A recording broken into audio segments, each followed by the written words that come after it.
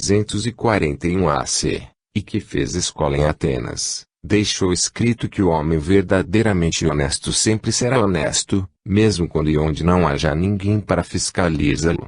Se você age corretamente porque há fiscal ou polícia por perto, e não quer ser flagrado no erro, você não estará sabendo se é verdadeiramente honesto.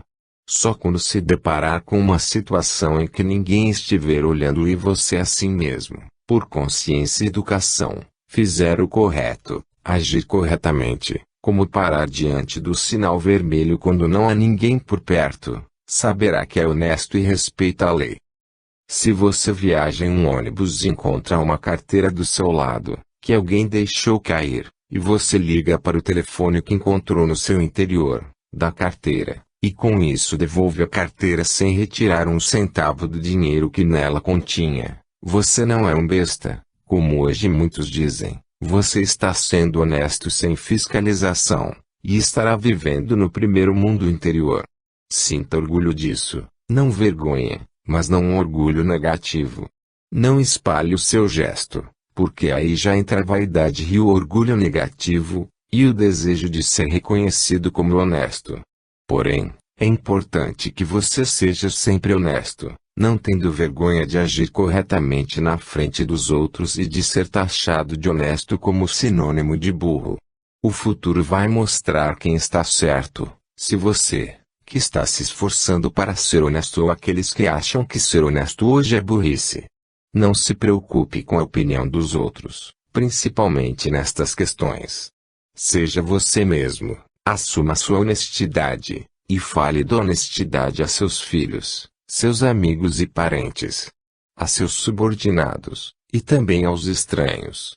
Não tenha vergonha de pregar a honestidade, mas acima de tudo seja honesto, porque a melhor forma de ensinar é com exemplo pessoal. Não tenha vergonha de ser honesto. Nós brasileiros temos uma outra distorção, fruto da má educação para a vida, a relação dever e direito.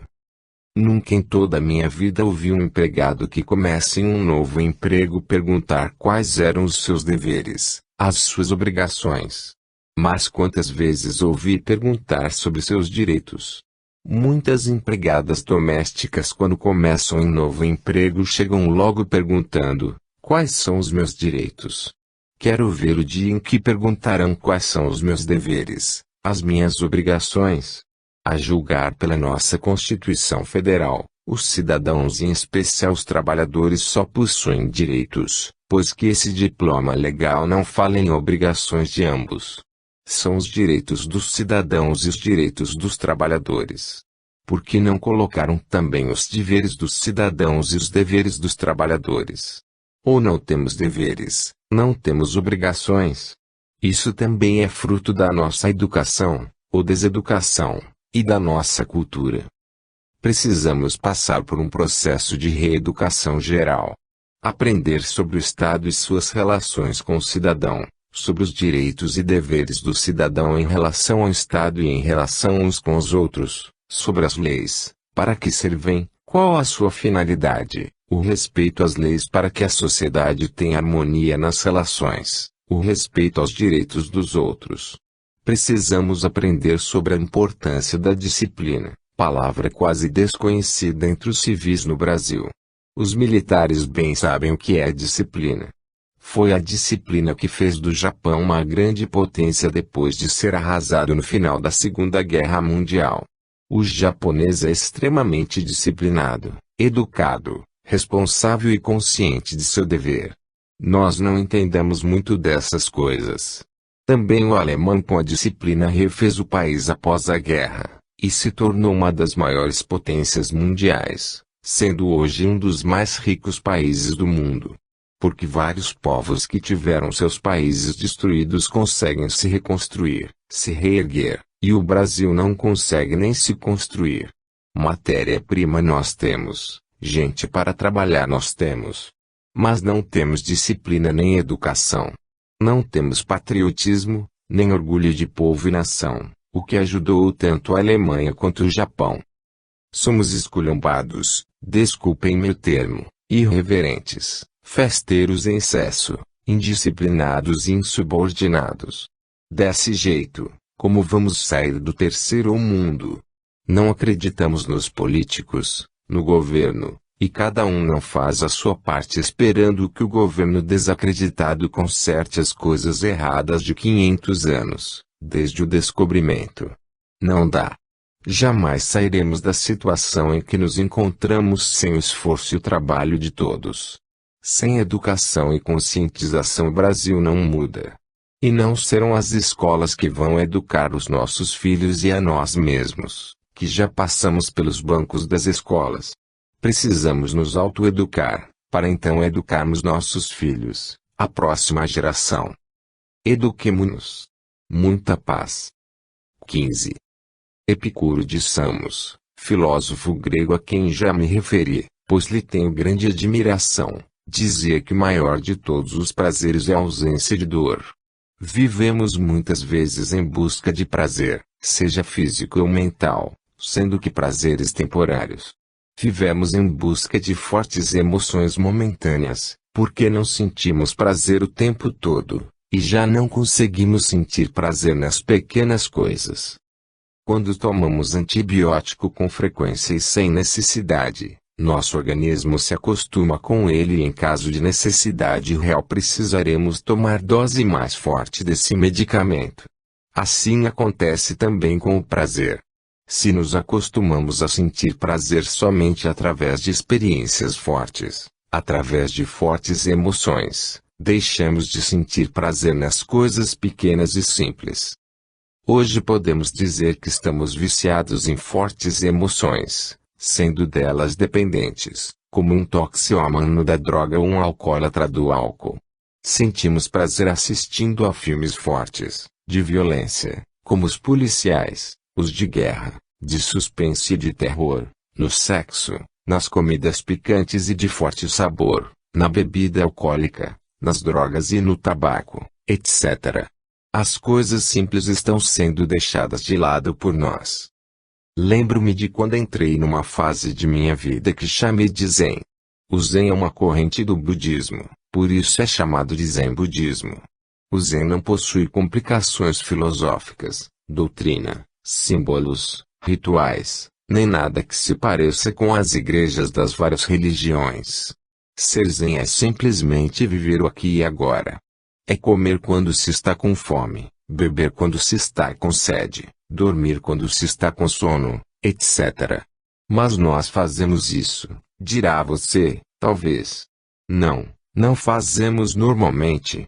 Na maioria das vezes, quando estamos comendo, nossa mente está divagando sobre aquele problema ou assunto, e o que menos fazemos é estar consciente do ato de comer, que é tão simples, tão belo, tão maravilhoso. Quando bebemos água ou outra bebida qualquer estamos geralmente com a mente também ocupada com outras coisas. Quando nos deitamos para dormir muitas vezes temos até insônia, porque a mente está cheia de preocupações e ocupações, e não consegue relaxar.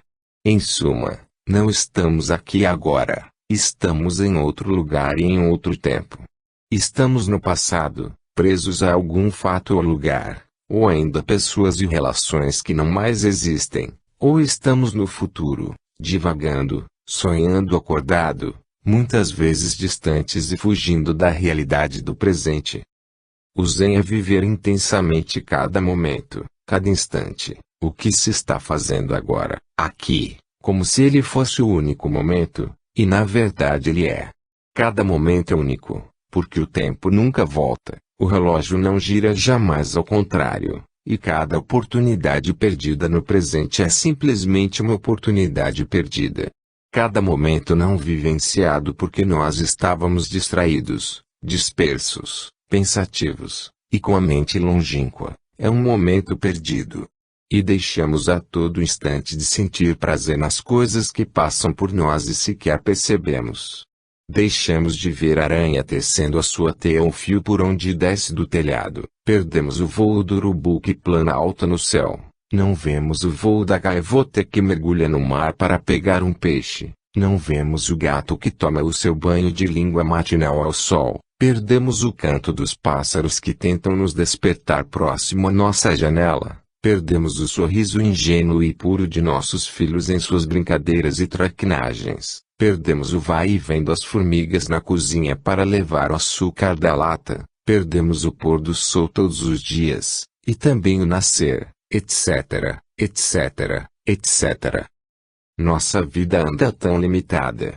Você não acha? De casa para o trabalho, do trabalho para casa, pegar as crianças no colégio, visitar os pais, ir ao cinema de vez em quando, ao teatro, à praia, etc. É sempre a mesma coisa, a mesma mesmice. Caímos na rotina, apesar de tanto termos dito para nós mesmos que não deixaríamos isso acontecer. E então passamos a sofrer com a rotina. Mas se nós começarmos a ver as coisas que fazemos de forma diferente, a rotina desaparecerá. Tudo depende de nossa ótica, ou melhor, de nossa mente. O simples e chato ato de lavar louças pode se transformar num ato agradável e prazeroso, acreditem. Isso já aconteceu comigo. Hoje lavo louças numa boa. Não mais me aborrece, e curto passar o sabão em cada peça e depois enxaguar. É como um ritual. Mas você só consegue fazer isso se sua mente estiver tranquila. Se você estiver agitado, nervoso, e ficar pensando nos problemas, não dará certo. E se você já colocar de antemão na mente que isso, lavar louças, é chato, é um porre, então será doloroso o ato realmente. Se você partir para ele com bons olhos, procurando esvaziar a mente e ver o ato puro e simples, observar cada detalhe sem julgar, se entregar ao ato, verá então que até um ato de lavar louças pode ser um momento de intenso prazer. O mesmo pode se dar com o banho. Curta ficar debaixo do chuveiro, curta passar o sabão em todas as partes do seu corpo, e depois se enxaguar com calma.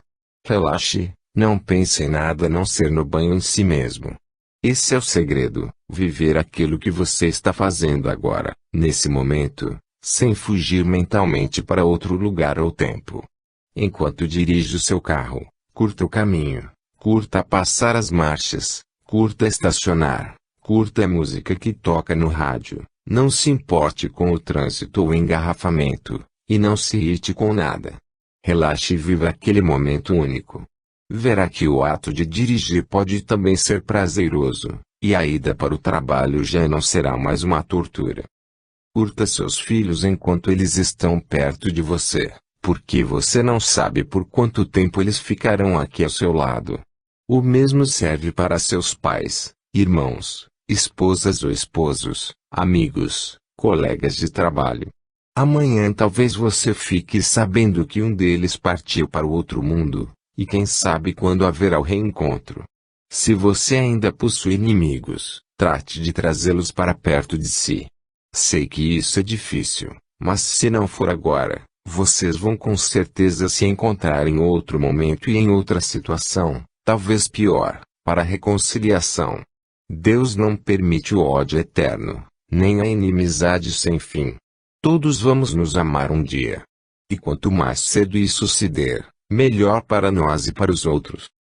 Tomar um sorvete pode ser um dos atos mais prazerosos da vida, se você gosta, logicamente, ou tomar um suco de uma fruta, ou comer um doce de leite, um pudim de leite moça, um pavê.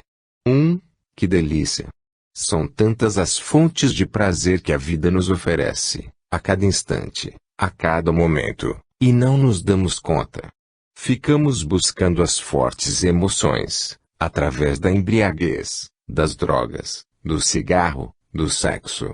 O sexo é maravilhoso, e divino, mas é passageiro, rápido, e muitas vezes dura menos do que uma sessão de cinema na qual assistimos um bom filme. Viver voando atrás do sexo, pousando de cama em cama, trocando de parceiro a cada vez, na busca insana de prazer constante e intenso, jamais irá nos preencher o vazio interior que sentimos. Quando a alma se sente vazia, nada exterior é capaz de preenchê-la. Somente a sua pacificação interior, mental, lhe dará o prazer perene, independente. Quando estamos em paz interiormente, nossas relações com os outros tendem também a se pacificar e a melhorar.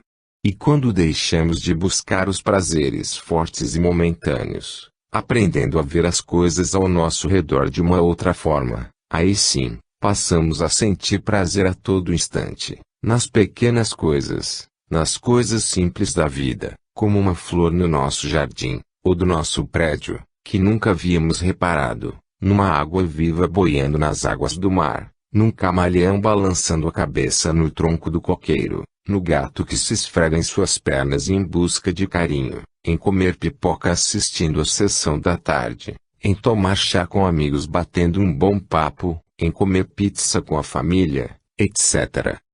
A vida é plena de coisas belas, à espera de que nós as descubramos. Abramos os nossos olhos e relaxemos a nossa mente, para podermos curtir melhor o nosso mundo. Veja a simetria dos traçados numa concha do mar, estando as praias cheias delas. Obra do acaso. E a simetria de desenhos e cores dos pássaros, dos insetos, dos répteis e outros seres. Acaso? Não há em tudo inteligência e arte. Veja os processos de reprodução no reino animal. Quanta perfeição e engenhosidade! Não há aí inteligência e engenharia? A vida em nosso planeta é por demais rica e variada. As possibilidades de prazer visual são infinitas. As possibilidades de prazer nos estudos e pesquisas de tudo o que existe no universo pode preencher nossas vidas. E os estudos das coisas do espírito. Quanto prazer! Nós vivemos há milênios atrás de Deus, em busca de compreensão do que nós somos. Procuramos durante tanto tempo longe de nós o que sempre esteve tão perto. Sempre procuramos Deus no céu, no alto, fora da terra, ou acima dela, como se Ele não estivesse aqui. Na verdade, Deus está dentro de nós. E numa compreensão ainda mais profunda, por experiência interior, por vivência espiritual, Deus e nós somos uma só coisa. É o que Jesus queria dizer com eu e o Pai somos um. E com vós sois Deus. Não só Ele, Jesus, era Deus, o seu Filho, mas todos nós, todos os seres do universo, somos Deus. Somos expressões de Deus. Somos manifestações de Deus. Ele vive através de cada um de nós. Em nós sofre e ri, chora e sente prazer.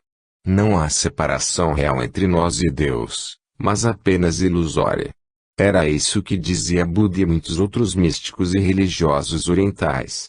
Os ocidentais sempre tiveram uma tendência dualista de separar Deus dos homens, de dividir as coisas em santas e profanas, espírito e matéria, céu e inferno, etc., quando na verdade tudo é um. Espírito e matéria são na sua essência a mesma coisa. Mundo material e mundo espiritual não são coisas separadas, mas apenas estágios de condensação de energia, que como intermediária entre a matéria e o espírito também possui a mesma essência dos dois. Tudo é um. Estamos na nossa fase evolutiva atual em busca do que chamamos de espiritualização. Estamos em busca de espiritualidade. E nessa busca muitas vezes passamos de um polo a outro, deixando de valorizar apenas o corpo e a matéria para valorizar apenas o espírito e as coisas espirituais, como se elas fossem coisas separadas. Deixamos de dar valor a muitas coisas da matéria pensando que assim vamos crescer mais espiritualmente, o que é um engano. Somos essencialmente espírito, Deus, consciência cósmica. E estamos experimentando este plano de vida de forma intensa e total. A matéria é importante para o despertar da consciência. Nada existe no universo que não seja divino, que não seja expressão e manifestação de Deus. Portanto, não há nada diabólico. Nada foi criado pelo que chamam de diabo, Lúcifer, etc. E mesmo que ele exista, é também expressão e manifestação de Deus. Se assim não fosse, estaríamos admitindo que algo não foi criado por Deus, o que seria um absurdo filosófico e teológico. Tudo o que existe no cosmos é divino, tudo é Deus. Dessa forma, Deus está na comida que você come, verduras, frutas, carne e tudo mais, no ar que você respira, mesmo que poluído, em cada célula do seu corpo, mesmo as doentes, na energia que você absorve, no seu pensamento, mesmo no mais desequilibrado, na sua criação, na sua lágrima e no seu sorriso, porque Deus é tudo, e está em tudo. Deus abre janelas para o seu universo através de cada ser, e todos os seres são conscientes, porque expressão da consciência cósmica que é Deus. Todos somos Deus em verdade, em realidade. E descobrir essa verdade é o que os místicos antigos do Oriente chamavam de realização. Ver a realidade, vivenciar a realidade, tornar-se real, descobrir que é de fato Deus, que é o real. Inicialmente nos esforçamos para compreender intelectualmente essa verdade, e depois, mais amadurecidos espiritualmente, vivenciamos essa realidade, através de experiência interior, chamada antigamente de experiência mística.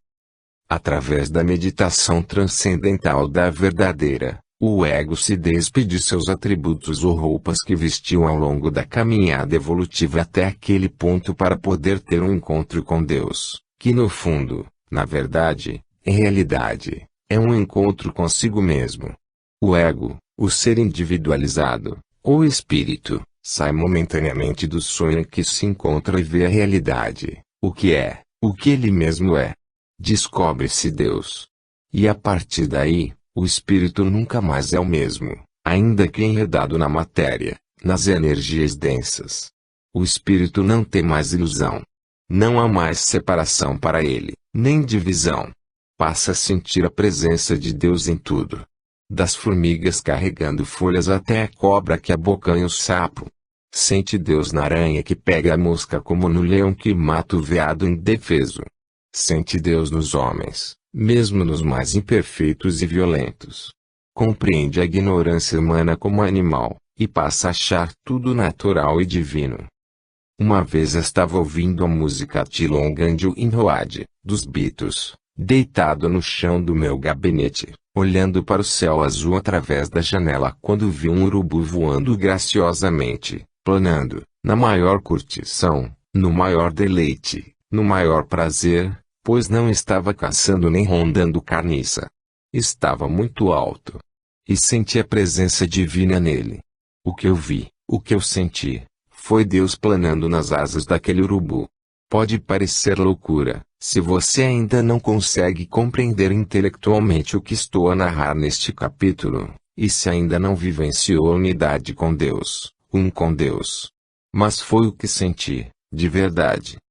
Quando olho para uma planta, o que vejo é Deus manifestado, se divertindo, curtindo aquele tipo de vida e consciência.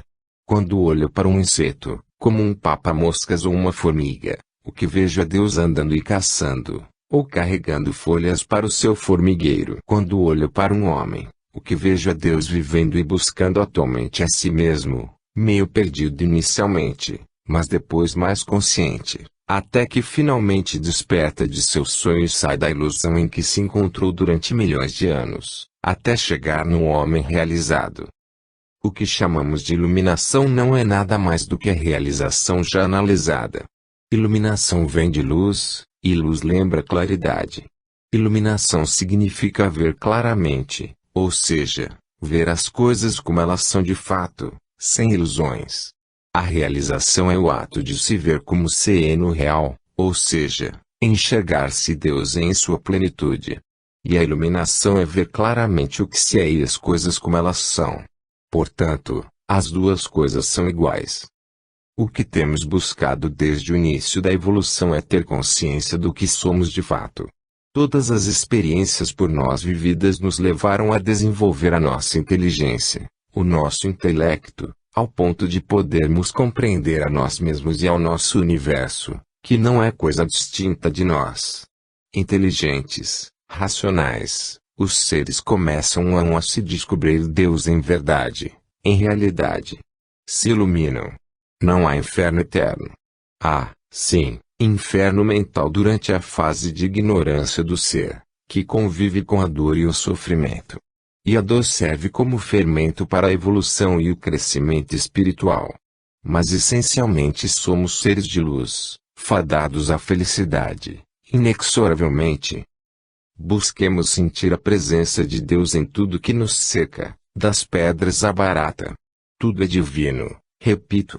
Nada foge às leis de Deus, nem se desvia realmente do caminho que leva todos os seres do universo à reunião mental, espiritual com Ele. O que chamamos de individualidade nunca mais vai ser destruído, mas estará sempre alongando sua visão e compreensão, e sua consciência estará cada vez mais ampliada. Se sentirá cada vez mais Deus, e será cada vez mais humilde, e trabalhará cada vez mais para a felicidade dos irmãos mais novos em início de caminhada, enredados ainda na ilusão de separação. Somos Deus sonhando que a individualidade separada e independente dos outros seres. Somos apenas, e na verdade, Deus. Somos um só, você, eu, e todos os demais seres do universo. Se você entrar bem no fundo de você mesmo, calando seus pensamentos, despindo-se dos atributos e agregados do ego, verá que em realidade você é o que eu sou, o que o seu vizinho é, o que a barata que come o seu açúcar é, o que a cobra que o assusta é, o que o marginal que matou uma pessoa hoje é, e todos os seres são. Somos Ele, somos Deus, somos um. E a unidade essencial e intrínseca da vida, na multiplicidade apenas aparente das formas. É a ilusão que nos faz ver a separação, que nos divide, e que nos faz odiar o diferente. Mas será a força do amor que nos unirá novamente, mostrando-nos com clareza que somos um só, uma unidade. Vivência essa unidade e tente perceber Deus em tudo que está ao seu redor, mesmo que intelectualmente no início. Assim, você estará se preparando para o momento crucial e mais importante dessa etapa e ciclo de evolução na Terra, que é o encontro interno com Deus, consigo mesmo, transcendendo o ego iludido e limitado. A experiência mística de que falamos somente deve acontecer depois que o intelecto explorou toda a sua potencialidade. Do contrário, depois da experiência de unidade com Deus, o ego não saberá o que aconteceu. Pensará racionalmente que morreu, que deixou de existir por algum tempo, mas não compreenderá verdadeiramente o que lhe ocorreu. Isso aconteceu comigo. Viva a vida intensamente, cada minuto, como se ela fosse acabar no momento seguinte, mas isso não quer dizer que você deva se acabar nem abusar de nada. Ame todos os seres, tentando cada vez mais exercitar o desapego pelas coisas e pelas pessoas, o que não implica em desamor. Quebre as amarras dos seus preconceitos, se ainda os tem. Liberte-se do passado e de todo o medo. Seja mais compreensivo e mais tolerante. Seja mais doce e gentil com os outros. Perdoe sempre, para não se ver preso a pessoas durante séculos nem milênios, o que somente lhe causará sofrimento. Tenha mais paciência. Acalme-se interiormente, e conquiste a paz de espírito. Seja feliz e ajude os outros também a serem felizes. Se não pode ajudar, não atrapalhe a felicidade alheia. Não persiga nem se vingue. Não mate nem morra por amor, pois isso demonstraria que era apenas paixão o que você sentia. Deixe Deus se manifestar mais livremente por você, pois isso é tudo o que Ele quer. Seja feliz, seja a luz no mundo, seja paz e seja amor. Muita paz. 16. Uma das maiores causas do horror que as pessoas têm pela morte é a ideia de que após ela não mais existirão, e de que não mais verão os entes queridos. Mas nem uma coisa nem outra é verdadeira. Tanto continuamos vivos após a morte do corpo como também normalmente reencontramos nossos parentes e amigos. Mas isso depende essencialmente do nosso estado de equilíbrio após a morte, e a vontade, por afinidade, de ver os parentes e amigos que partiram antes de nós. Quero, neste capítulo, relatar alguns encontros do que tive, no plano espiritual, com parentes e amigos que desencarnaram a partir de 1972, tendo durante vários anos encontrado todos aqueles que desencarnavam e que eu queria ver do outro lado da vida, nos bastidores da vida.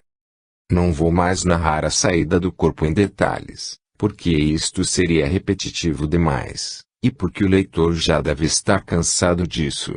Partirei já do encontro em si, que é o mais importante e interessante no momento. Em ano que não mais me recordo, entre 1978 e 1982, aproximadamente, estive em uma cidade no plano espiritual, ou astral, como queiram, e me lembro de ter entrado em uma escola, adentrando uma determinada sala de aulas. Entrei por uma porta nos fundos, sem ser visto pelos alunos, todos crianças. Sentei-me em uma cadeira no fundo da sala, estando a professora a desenhar uma pessoa no quadro. Assim que ela terminou, virou-se para os alunos. Me viu no fundo e sorriu, tendo eu também sorrido e feito discreto aceno com uma das mãos. Era minha avó paterna, que desencarnara em 1972. Ela era professora na Terra, no plano físico, e pelo visto continuou na mesma atividade do outro lado, pois com certeza gostava do que fazia, e gostava de crianças. Meu pai diz que ela era uma santa. E de fato nunca soube de nenhum ato que desabonasse a sua conduta. Era calma, meiga, estava sempre brincando e sorrindo. Essa era a imagem que guardava dela.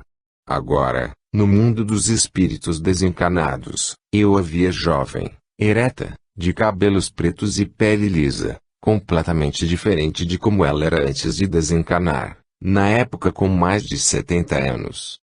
Não pudemos conversar naquele momento, pois ele estava dando aula. Apenas fiquei algum tempo ali, sentado, matando a saudade de tantos anos.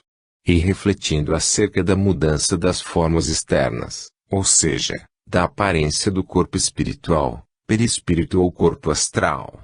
Percebi, e confirmei, que nós podemos alterar a nossa forma perispiritual após a morte. Quem desencarna velho não precisa ficar velho para sempre. Pode rejuvenescer, passando a se apresentar, e mais do que isso, a se sentir jovem. Tudo é questão de cabeça, pensamento, sentimento interno acerca de si mesmo. A mente comanda tudo, e o corpo espiritual é muito mais flexível do que o físico, para as alterações da forma. O espírito desencarnado pode fazer verdadeira plástica em seu corpo e rosto, muito mais ampla do que no plano físico, apenas com a sua mudança interior, psicológica. Após algum tempo de deleite diante de minha avó Antonieta, despedi-me discretamente e saí da sala, indo para outro lugar na cidade. Uma vez encontrei também meu avô materno, também estando ele mais jovem, de cabelos e bigode pretos. Mas não me recordo dos detalhes da conversa que tivemos. Minha lembrança é muito fraca desse encontro, exceto que ela foi muitíssimo real. Certa vez, no início da década de 80, encontrei um amigo que desencarnou jovem em um acidente de automóvel.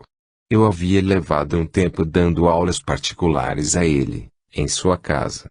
Tinha ele 17 anos quando partiu para os bastidores da vida, ou para o andar superior, como alguns chamam. Lembro-me de ter chegado a uma cidade, tendo me dirigido a uma casa onde estava havendo uma festa de jovens. Aproximei-me da festa, havendo muitos jovens, dançando ao embalo de música que tocava. Mais uma surpresa na época. Espíritos desencarnados dançando, e ouvindo música. Mas por que não? Márcio me viu, saiu do meio da garotada, ou da galera, como gostava de chamar, e veio ao meu encontro. Sentamos num batente próximo ao local de dança. E então lhe perguntei: Márcio, qual foi a primeira percepção que você teve quando despertou do lado de cá? Eu tinha essa curiosidade acerca do que percebemos primeiro após a morte, e aquele era o primeiro encontro com Márcio, que desencarnara despreparado e há pouco tempo. Mas ele não gostou da conversa, e tratou de cortar o papo. Não me fale disso. Eu não quero falar sobre isso. Percebi então que Márcio ainda não estava preparado para falar de sua própria morte, mesmo estando consciente de que havia morrido, desencarnado. Nem todos se preparam para a vida, e poucos se preparam para a morte. Esta, na maioria das vezes, pega as pessoas de surpresa, desprevenidas, e sem que estejam com as malas prontas. E aí, do lado de lá, há mais sofrimento, por falta de adaptação rápida ao novo tipo de vida, e por sentirem falta das coisas da terra. O apego à família e aos amigos, às coisas materiais, tudo isso prende o espírito à terra, e faz sentir saudades. Márcio ainda não estava, naquela época, preparado para falar de sua morte. Estava no estado de não aceitação, de certa forma ainda revoltado com o fato de ter de ficar longe da família e dos amigos, e de coisas que gostava e ali não podia fazer. Mas o nosso encontro serviu para me mostrar que a vida não muda tão repentinamente com a morte. Ainda havia dança, festa, música e diversão. Isso era animador para mim e para aqueles que gostam dessas coisas. Começava a adentrar em maiores detalhes a vida do lado de lá. Antes somente me preocupava com os aspectos filosóficos e evolutivos, mas agora estava vendo a vida cotidiana dos espíritos desencarnados. Algumas outras vezes reencontrei Márcio, sempre e cada vez mais em melhores condições psicológicas e emocionais. Com o tempo aceitou sua condição, e cresceu muito. Hoje trabalha no plano espiritual. Já se comunicou várias vezes através de psicografia em centros espíritas, mandando mensagens para sua família, e inclusive uma vez mandou mensagem através de Chico Xavier, em Uberaba, quando lá esteve sua mãe. Não resta dúvida que sobreviveu à morte corporal, e que vive em outro lugar maravilhoso. Em uma outra vez, desencarnou em acidente de automóvel também um amigo meu, um sargento da Polícia Militar, Edmundo, com quem fiz muita farra regada a cerveja e tiragosto de mortadela, e joguei muita bola. Isso quando eu tinha entre 16 e 17 anos. Lembro-me de que no seu velório comecei a pensar que gostaria de me encontrar com ele no outro plano. E para minha surpresa e alegria, dali a apenas 3 dias estava entrando em um hospital em cidade do plano espiritual para ver Edmundo. Falei com um médico e ele me dirigiu até junto do leito onde Edmundo estava dormindo, exatamente como fazemos aqui na Terra. Aparentemente o hospital não tinha nada de diferente ou estranho se tomado como parâmetro um hospital terreno. Edmundo estava em uma cama branca, coberto por lençol branco. Seus olhos estavam fechados. Fiquei ali um tempo, observando-o. Aproveitei para orar a Deus por ele. De repente, para minha surpresa, Edmundo abriu os olhos. Eu estava só no quarto, pois o médico havia saído para ver outro paciente. Senti um certo desconforto e insegurança. O que faria? Edmundo abriu os olhos, olhando inicialmente para o teto, e depois me viu ao pé da cama, dizendo com um discreto sorriso de surpresa nos lábios: Betão, o que aconteceu? Onde é que eu estou? Fique tranquilo, Edmundo. Você está bem. Sofreu um acidente e está no hospital. Está sendo bem cuidado. Sinto dores no corpo todo, disse Edmundo. Isso vai passar logo, não se preocupe. Você vai ficar bem, disse-lhe tentando acalmá-lo. Não me lembro direito do que aconteceu. Apenas que íamos bater. Depois não lembro mais de nada. Isso é normal, meu amigo. A mente cria mecanismos de defesa, fazendo-nos esquecer das coisas desagradáveis, dos acidentes, dos traumas e outras coisas. Há quantos dias estou aqui? 3. E minha família já foi avisada. Eles sabem que você sofreu acidente. Estão bem, dentro do possível num momento como esse. E quando é que vou poder voltar para casa? Assim que você estiver realmente bem. Que hospital é esse, Betão? Não sei o nome, mas ele fica na cidade chamada Nova Esperança. Nunca ouvi falar nessa cidade, Betão. Não é na Bahia, sim e não, meu amigo. Respondi meio sem jeito. Como assim, Betão? Perguntou Edmundo rindo. É que ele fica nas imediações da Bahia, porém não no espaço físico. Não entendi nada. Disse Edmundo rindo. É que existem várias dimensões do mesmo espaço físico. Como é que eu posso explicar isso para você? Eu não estou em uma estação espacial fora da Terra, ou em uma nave espacial de ET, estou. Disse brincando Edmundo. Não, não é bem isso. É que você não está na Terra, no plano físico, onde o carro bateu. Você foi trazido para outra dimensão no planeta. Que papo é esse, Betão? Você andou bebendo? Não, Edmundo. Respondi também rindo, começando a achar engraçado a minha falta de jeito para dar a ele a notícia de que ele havia morrido, fisicamente. Vamos deixar de sacanagem, Betão. Onde é que eu estou? Num hospital que não é da Terra. Os médicos que aqui trabalham não são mais do plano onde você vivia. Como assim? Eles estão mortos? Perguntou Edmundo rindo novamente, sem entender a conversa. Mais ou menos. Não possuem mais aquele corpo de carne, mas possuem um corpo parecido. Que papo é esse, Betão? Então eu também não tenho mais o corpo de carne? E o que é isso aqui? Edmundo pegava em um braço com a outra mão, batendo nele para mostrar que ele era material, palpável. É que esse corpo ainda tem algo de material também, e muito semelhante ao de carne que ficou na Terra. De carne que ficou na Terra. Betão, deixe de sacanagem, esse corpo é o que sempre tive. Não há nenhuma diferença nele. Edmundo, alguma vez você leu algo sobre a vida após a morte ou ouviu palestra em centro espírita? Não, eu nunca acreditei nisso. Para mim a morte é o fim de tudo. Não existe essa coisa de vida além, alma do outro mundo nem nada do que falam nas igrejas.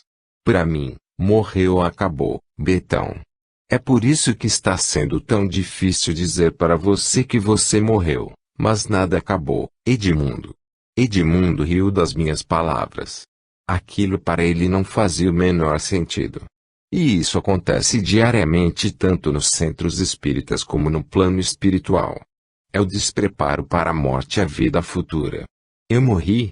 Betão, por que você resolveu me sacanear hoje? Eu não estou te sacaneando não, meu amigo. É verdade. Você sofreu um grave acidente e seu corpo não reunia mais as condições de abrigá-lo, você espírito. E aqui estou eu, morto, no hospital. Edmundo não conseguiu conter a gargalhada. É que as coisas não mudam muito após a morte, e muitas vezes elas se parecem tanto com as coisas da Terra que as pessoas não entendem que mudaram de mundo, ou de dimensão. E você, Betão, também está morto? Não. Meu corpo ficou na cama lá embaixo, na Terra, e eu vim vê-lo, utilizando esse corpo aqui, que é uma réplica do outro, igualzinho. Conta outra, Betão, que essa é demais. Você e eu estamos vivinhos. O que eu posso fazer para provar que é verdade o que digo? Nesse momento adentrou o quarto um médico, acompanhado de um senhor moreno. Quando Edmundo viu um senhor de cabelos grisalhos não pôde conter a emoção, e disse quase chorando, vovô. Mas o senhor já morreu há tantos anos, só para o plano material meu netinho. Continua bem vivo aqui nesta dimensão. Como os irmãos que aqui trabalham neste hospital sentiram que teriam dificuldades de esclarecê-lo em razão da sua descrença na vida após a morte, mandaram me chamar em outra cidade. A morte é sempre mais sofrida e traumática quando não aceitamos e não acreditamos na sobrevida após ela. Não existe de fato morte como extinção do ser, meu filho. O que há é apenas a libertação do espírito do escafandro de carne que é o corpo material. Livre dele, o espírito ganha altura e vem para cá, para outra dimensão cheia de vida, continuar aprendendo e trabalhando. E a vida é infinita. Quer dizer então que eu morri mesmo, vovô? Não use mais essa expressão, pois você está aqui vive pensando, rindo e brincando. Isto por acaso é morte? Ou é vida? Comece a pensar que você mudou de país, para um lugar melhor, sem dor, sem guerra, sem ladrões, sem políticos como há na terra, sendo muito melhor a vida aqui. E minha mulher e meu filho. Trarei eles aqui em breve, para vê-lo, o que dará a você e eles imenso conforto. Isso é possível, vovô? Claro, seu amigo aqui não veio vê-lo. O espírito deixa o corpo sempre que ele dorme, e muitos vêm para cá aprender e trabalhar, como seu amigo aqui. Mas nem todos se recordam, e nem sempre, não é mesmo, Beto? Sim, nem sempre me lembro para onde fui nem do que vi. Mas muitas vezes a lembrança é clara e nítida, tendo a certeza de que encontrei um amigo ou parente que já veio para cá definitivamente. Espero que me lembre deste momento.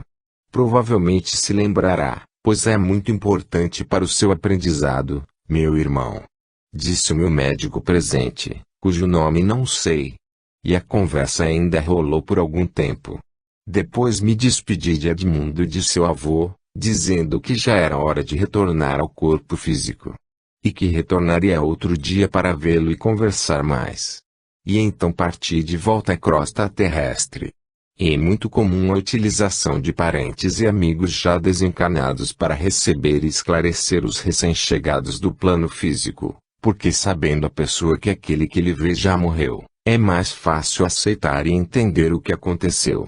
Enquanto escrevia esse encontro com Edmundo, no dia 02 de 06 de 1996, por volta das 11 horas, recebi um telefonema da mãe de Márcio, a respeito de quem escrevi menos de uma hora antes, contando também o encontro com ele na festa. Há meses que não nos falávamos. Foi genuinamente transmissão de pensamento, pois mal acabei de pensar nela e em seu filho no além e ela logo começou a tentar me localizar, tendo eu mudado de telefone. 17. A reflexão acerca da morte anda me perseguindo. Na última quinta-feira, hoje é domingo, junho/96, fiquei sabendo que um velho amigo de adolescência estava muito doente, prestes a desencarnar. Não o via há muitos anos, pois ele morava no interior. Internou-se no hospital na quinta mesmo, onde fui vê-lo. Quando vi, falei. Há quanto tempo, não é? Nossas peladas, babas, futebol, disse ele com dificuldades. Conversamos um pouco e fiquei de dar um jeito de levar uma amiga minha, que é médium de incorporação inconsciente, para que pudéssemos fazer uma consulta espiritual com um médico desencarnado. Consegui levar a médium na sexta-feira à tarde. Ela se concentrou, mas não chegou a incorporar, e começou a dizer algumas coisas a ele, muito mais no sentido de entrega e aceitação do que de cura física, o que ele esperava. Quando ela saiu comigo, conversamos e ela me disse que viu o cordão de prata de meu amigo com pouca luminosidade, e que ele não teria muito tempo de vida física. Disse que ele estava muito bem amparado e que estava sendo preparado para o desencarne. No dia seguinte, sábado, cheguei no hospital às 10h30 e fiquei até às 14 horas. Logo de início pedi a sua mãe e esposa para conversar com ele reservadamente. Consentiram. Foi meia hora de conversa franca e aberta, talvez a mais difícil que já tive na vida. Meu intuito era o de preparar meu amigo para deixar o corpo físico, desencarnar, morrer. Como é difícil. Falei de minhas experiências de desdobramento, ou projeção astral, com visitas a cidades no outro mundo, visitas a parentes e amigos desencarnados. Queria apenas mostrar a ele que o que eu iria falar não era apenas repetição do que ele lera em livros e no que acreditava. Seria experiência real minha. Passei segurança em relação à continuidade da vida após a morte física, e a semelhança imediata entre um mundo e outro logo após a morte. Não há choque brusco por mudança radical de realidade. Disse que iria passar um tempo em hospital e que depois iria estudar e trabalhar, pois a morte não é aposentadoria eterna, o que seria terrível. Ele riu ante essa afirmação. Disse que o importante naquele momento era ele estar equilibrado, calmo, em paz, aceitando tudo, para que logo, muito rapidamente, estivesse em condições de vir visitar seus filhos e esposa, mãe e amigos, e que eles também iriam visitá-lo onde estaria, quando saíssem do corpo durante a noite. Ele tranquilizou-se ao final da conversa e me disse: estou pronto, estou bem. Chame minha esposa e minha mãe. Tendo ficado no quarto a mãe de meu amigo, sua esposa e tio, fiz oração com aplicação de passes na região do coração e cabeça, e comecei a chamar, pedindo, equipe de espíritos para proceder ao desenlace, achando que o momento era propício, de equilíbrio, estando ele muito calmo em atitude de total aceitação. Após algum tempo, percebi que ele fechou os olhos e seu coração passou a bater mais rápido. Achei que havia chegado o momento. Estava em expectativa. Nunca alguém desencanara na minha presença e enquanto eu auxiliava com passes magnéticos.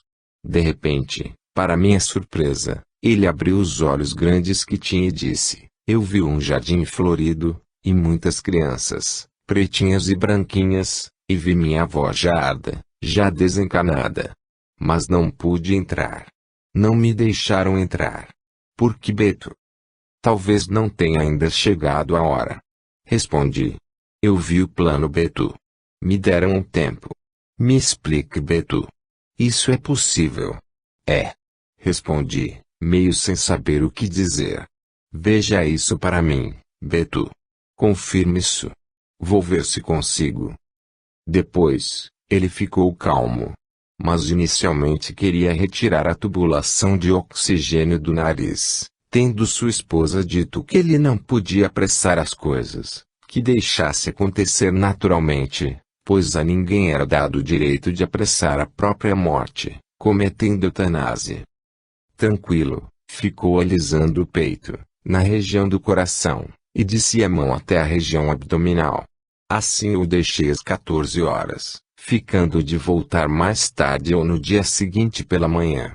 Soube depois que por volta de 1 hora de domingo ele desencarnou tranquilo, calmo, como um passarinho, sem gemer, sem se desesperar. Estava preparado para a morte, pois havia 2 anos que teve revelação de que desencarnaria no tempo que realmente correu, mesmo fazendo tratamento. Teve tempo de se preparar, o que é um privilégio que poucos têm. Leu obras espíritas que abriram seus olhos espirituais, e frequentou com sua esposa centro espírita no interior, o que lhes deu certeza da imortalidade da alma, o que é essencial na preparação para a viagem de um mundo a outro, de forma definitiva. A esposa de meu amigo permaneceu incrivelmente forte no hospital e no velório, ao lado de seus 3 filhos.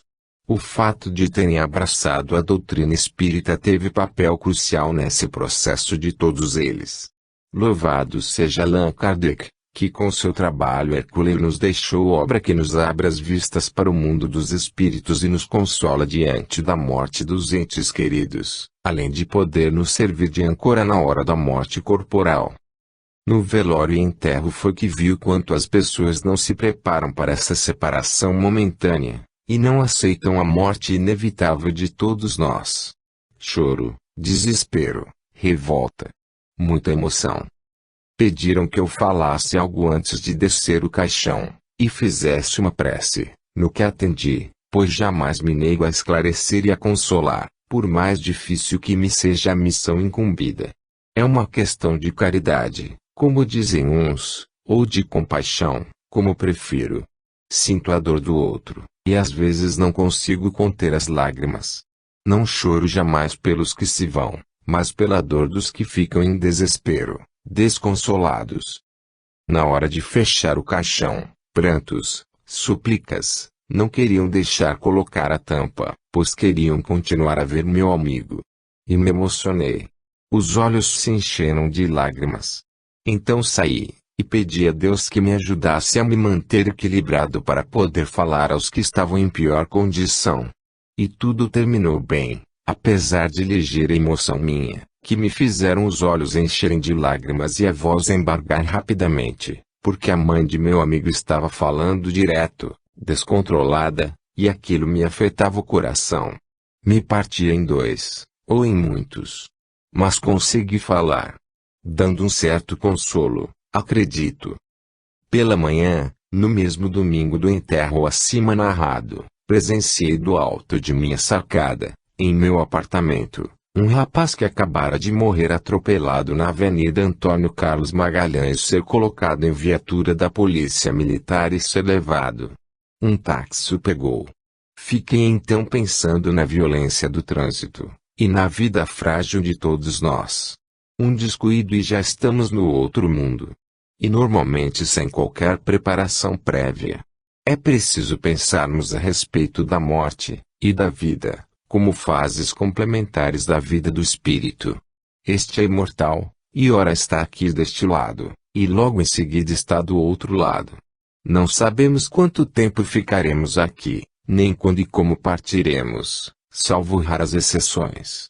Então é preciso aproveitarmos melhor a vida, não nos drogando com cigarro, álcool, ou outras drogas piores, mas agindo de forma melhor e mais responsável, pois a lei de causa e efeito está aí para nos fazer colher conforme houvermos semeado. Devemos aproveitar e curtir melhor nossos pais, filhos, esposos e esposas, e os amigos, pois não sabemos por quanto tempo estaremos juntos. Talvez amanhã um deles tenha partido sem sequer ter se despedido, porque não teve tempo, e porque foi colhido de surpresa pela morte. Não leve remorso, nem desejo de vingança para o outro mundo. Resolva tudo aqui, trabalhando seus desafetos enquanto está lado a lado com eles. Perdoe seus inimigos enquanto pode. Ame mais. Viva intensamente cada momento, como se ele fosse único, pois amanhã talvez ele não se repita, e você não mais esteja aqui para repeti-lo. O que se leva desta vida é a vida que se leva. Algum tempo após a morte de meu avô paterno, tive lembrança agradável de ter levado vários parentes meus a seu encontro em Colônia do plano espiritual. Ele estava em um quarto, sentado numa cama, quando cheguei com a família. Filhos deles, meus tios, e netos. Lembro-me de vários deles, que lá estavam. Tudo tão real. Aquele encontro serviu de consolo não só para meu avô, mas também para seus familiares. Pena que geralmente as pessoas nada lembram desses encontros, e quando se lembram é através de sonhos confusos, às vezes desconexos. A vida depois da morte, para a maioria das pessoas aqui na Terra, é muito semelhante àquela que viviam quando vivos. Corpo semelhante, gostos, prazeres, trabalho, estudo, passeio, diversão, sorrisos e lágrimas, tudo a depender da condição evolutiva de cada um. Cada um de nós faz o seu amanhã, o seu destino. Moldamos nossa vida e nossas atividades. Voltamos ao plano físico para rever parentes e amigos, os ajudamos, às vezes atrapalhamos, por ignorância, e vivemos quase sempre em planos mais elevados que este, físico. No próximo capítulo vou contar uma visita que fiz à colônia espiritual a fim de melhor estudar o perispírito, ou corpo espiritual, o que nos acompanha após o desligamento definitivo do corpo de carne. 18. Certo dia, no ano de 1996, planejei uma visita a uma colônia espiritual acompanhado de Jurimeira, um espírito amigo, desencanado, que trabalha em um grupo de estudos do qual faço parte. Jurimeira é um ser maravilhoso. Possui uma sabedoria muito grande, apesar de se apresentar como índio e falar meio errado, do ponto de vista de nossa língua. É muito simples, usa figuras de expressão muito acessíveis, a fim de transmitir o que sabe ao nosso grupo. Isso tornou muito querido. Chama atenção quando necessário, e às vezes de forma veemente, mas está sempre nos dando bons conselhos e nos incentivando a crescer e marchar para frente.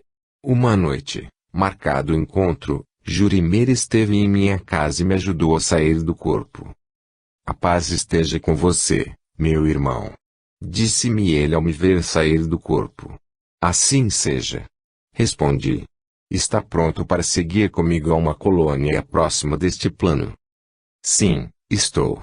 E muito curioso, em relação às últimas informações que nos passou no grupo. Vamos pegar o restante do grupo. Certo. Concordei. E partimos de minha casa com destino à casa de Angela Pinto e Edson, seu esposo, sendo a primeira líder do grupo, e depois para a casa de Jorge e Márcia, de Rita, de Rosa, de Rosinha, de Nilza,